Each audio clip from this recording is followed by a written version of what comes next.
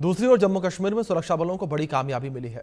सीमा पार से हेरोइन तस्करी की कोशिश को नाकाम वो किया गया है और ड्रोन के जरिए हेरोइन तस्करी की जा रही थी। ये बड़ी खबर है जो निकलकर सामने आई है। बॉर्डर पार से ड्रोन्स के जरिए 500 ग्राम का पैकेट सुरक्षा बलों ने बरामद किया। तलाशी अभियान मामले को लेकर जारी है। ये बड़ी खबर है जो निकलकर सामने आ रही है।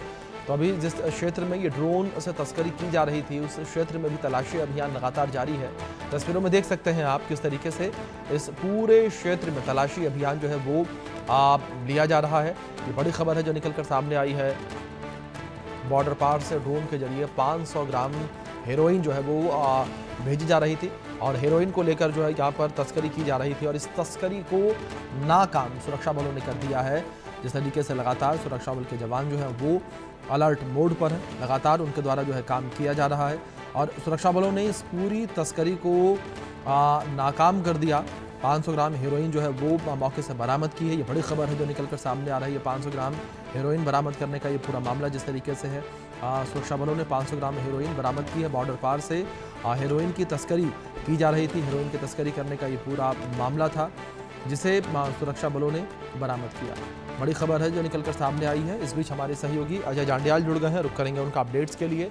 अजय, अगर बात की जाए यहाँ पर कामयाबी को लेकर, किस तरीके से सुरक्षा बलों को ये बड़ी कामयाबी मिली है? 500 ग्राम हेरोइन वो बरामद की गई मौके से।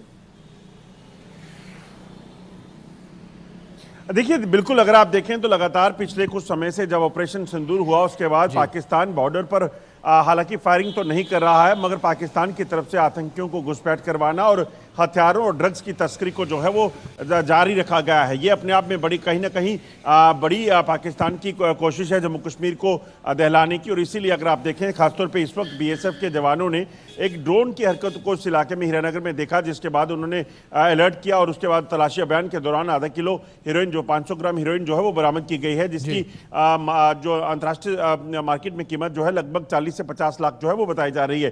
दरअसल पाकिस्तान इन ड्रग्स को सरहद पार से ड्रोन के जरिए जम्मू कश्मीर में दाखिल इसलिए करवाता है ताकि यहां पर इसे ड्रग्स को बेचकर इस पैसे से आतंकवाद को रिवाइव किया जा सके। अगर आप देखें तो कल भी एक ड्रोन हरकत देखी गई थी गजनसू में, जिसमें हमने बताया था कि किस तरीके से ड्रोन आता दिखा और उसके बाद ड्रोन वो लापता हो गया, यानी कि वो ड्रोन या तो ड्रॉपिंग करके वापस चला गया या फिर वो ड्रोन उसी इलाके में कहीं लैंड कर दिया गया। तो ये तमाम जो चुनौतियां हैं सुरक्षा बलों के लिए बड़ी है, मगर बीएसएफ अलर्ट है।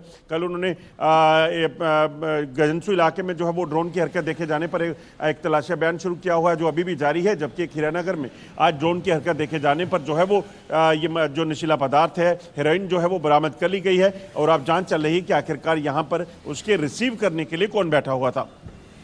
जी अजय, दूसरी ओर अगर बात की जाए सुरक्षा बलों को लेकर, तो सुरक्षा बलों के द्वारा अलर्टनेस इस वक्त और भी ज़्यादा देखने को मिल रही है। जब से पहलगाम में आतंकी हमला हुआ है उसके बाद से लगातार अगर बॉर्डर को लेकर बात करें, कई बार घुसपैठ की जो कोशिश है उसे भी नाकामयाब किया गया और इस बीच जिस तरीके से हेरोइन की तस्करी उसे भी नाकामयाब किया गया।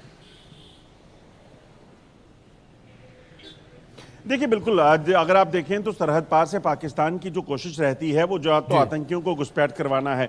आतंकियों की घुसपैठ की कोशिश को लगातार नाकाम किया जाता है, मगर वहीं दूसरी तरफ एक बड़ी चुनौती वो अंतर्राष्ट्रीय बॉर्डर एलओसी के पार से पाकिस्तानी सेना और आतंकियों के जो बीच गठजोड़ है उसी के तहत यहाँ पर हथियारों की तस्करी, यानी कि जम्मू कश्मीर में हथियारों को पहुँचाना और सरहद पार से हेरोइन या ड्रग्स को वो पहुँचाने का होता है। नशीले पदार्थों से पाकिस्तान यहाँ के युवाओं की नसों में जहर तो घोलता ही है, मगर उसके साथ साथ उस पैसे से, उस ड्रग्स से उगाया गया जो पैसा है उसका इस्तेमाल आतंक के रिवाइवल के लिए करता है। तो इसीलिए ये बड़ी चुनौती हो जाती है और इसको नार्को टेररिज्म का नाम वो दिया गया है। तो इस नार्को टेररिज्म को खत्म करने के लिए सुरक्षा बलों ने अलर्ट किया हुआ है। जो सूचना है सरहद पार ऐसे कई पाकिस्तान के लॉन्च पैड हैं जहां पर से इन ड्रोन को लॉन्च किया जाता है और वहां से यहाँ पंजाब और जम्मू कश्मीर के इलाकों में वो ड्रग्स और वेपन्स को ड्रॉप किया जाता है। दरअसल ये भी कोशिश रहती है पाकिस्तान की, सरहद पार से जो आतंकियों को घुसपैठ करवाने में अलग अलग रास्ते इस्तेमाल किए जाते हैं, उनको अगर आप हथियारों के बगैर यहाँ भेजते हैं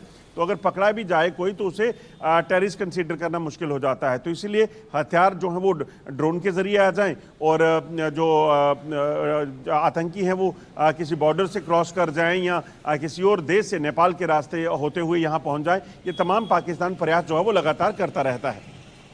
जी बिल्कुल। अजय, दूसरी ओर लगातार अगर बात पाकिस्तान की नापाक हरकतों को लेकर की जाए तो पाकिस्तान के द्वारा लगातार ही नापाक हरकतें की जाती रही हैं, जिस तरीके से आपने जिक्र किया।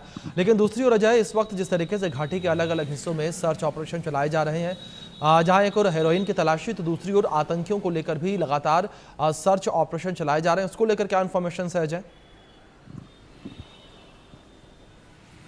देखिए, बिल्कुल अगर आप देखें तो अभिषेक, सबसे बड़ी चुनौती इस वक्त जो बना हुआ है वो है जम्मू कश्मीर में मौजूद आतंकी, क्योंकि लगभग 60 से 70 आतंकी जो हैं वो पाकिस्तान से घुसपैठ करके अलग अलग समय में जम्मू कश्मीर पहुंचे और वो जम्मू कश्मीर के अलग अलग इलाकों में, जंगलों में बैठे हैं। इसी को लेकर जो है वो किश्तवाड़ हो, उधमपुर का बसंतगढ़ हो या फिर पुंछ राजौरी का इलाका हो, साउथ कश्मीर का इलाका हो, यहाँ पर एक बड़े अभियान जो है वो चलाए जा रहे हैं ताकि इस चीज़ को सुनिश्चित किया जाए कि जंगलों में बैठे आतंकी जो हैं इनको खत्म किया जा सके। ये आतंकी जो है वो जंगलों के भीतर अपने नेचुरल केव्स के अंदर, गुफाओं के अंदर बैठे रहते हैं और जब भी इन्हें सरहद पार से हुक्म मिलता है तो किसी बड़े हमले को अंजाम करने की इनकी कोशिश होती है, अंजाम देने की कोशिश है। जैसे पहलगाम में इन्होंने किया, जैसे इससे पहले जो आतंकी हमले किए। मगर अब प्लानिंग ये की गई है कि सरहद पार से आए इन आतंकियों को पहले ही यहाँ पे जो है वो मलियामेट किया जा सके, इनको मार गिराया जा सके, उसको लेकर बड़ा अभियान जो है वो चलाया जा रहा है। जंगलों के भीतर जो है पुलिस और अर्धसैनिक बलों की टुकड़ियों को तैनात किया गया है और वहाँ पर अगर कोई भी इनपुट हो, मूवमेंट मिले तो उसके बाद वहाँ पर ऑपरेशन लॉन्च किया जाता है ताकि इन आतंकियों को वहीं ढेर किया जा सके।